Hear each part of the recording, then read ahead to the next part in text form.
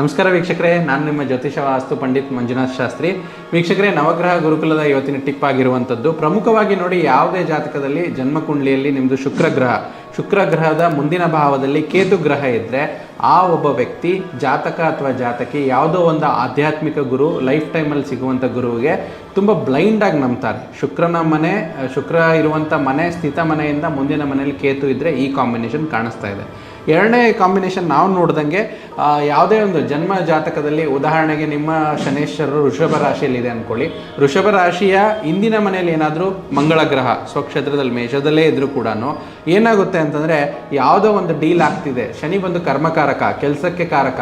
So ಕೆಲಸದಲ್ಲಿ ಯಾವುದೋ ಒಂದು ಡೀಲ್ ಆಗ್ತಿದೆ, ಆದರೆ ಅಲ್ಲಿಂದ ಹಿಂದನೇ ಮನೆ ಮಂಗಳನಿಂದ ಏನಾಗುತ್ತೆ, ಕೊನೆ ಹಂತದಲ್ಲಿ ಏನೋ ಒಂದು ಕೋಪಗೊಂಡು ಬೇಗ ಒಂದು ಎಕ್ಸೈಟ್ ಆಗಿ ಒಂದು ಇದನ್ನು ಮಾಡಿಕೊಂಡು ಆ ಡೀಲ್ ಕ್ಯಾನ್ಸಲ್ ಆಗುತ್ತೆ ಕೋಪದಿಂದ.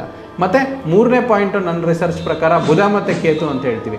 ಸೊ ಬುಧ ಜೊತೆ ಕೇತು ಇದ್ದರೆ, ಈ ಒಬ್ಬ ವ್ಯಕ್ತಿ ಏನಾದರೂ ಒಂದು ಲೇಖಕರಿದ್ದರೆ, ಒಂದು ಏನೇ ಇದ್ದರೆ ಬರಿತಾ ಕೂತಿದ್ರೆ ಅವ್ರಿಗೆ ಎಲ್ಲಿಂದ ವಿಚಾರ ಬರುತ್ತೋ ಗೊತ್ತಿಲ್ಲ, ಅದು ಹಂಗಂಗೆ ಬರ್ತಿರುತ್ತೆ. ಸಿಕ್ಸ್ತ್ ಸೆನ್ಸ್ ಅನ್ನೋದು ತುಂಬ ಆ್ಯಕ್ಟಿವೇಟ್ ಆಗುತ್ತೆ. ಈ ರೀತಿ ಬುಧ ಕೇತು ವರ್ಕ್ ಆಗುತ್ತೆ. ಸೊ ಈ ಮೂರು ಕಾಂಬಿನೇಷನ್ಸ್ ರೀಲ್ ನೋಡೋದಕ್ಕಾಗಿ ಧನ್ಯವಾದಗಳು.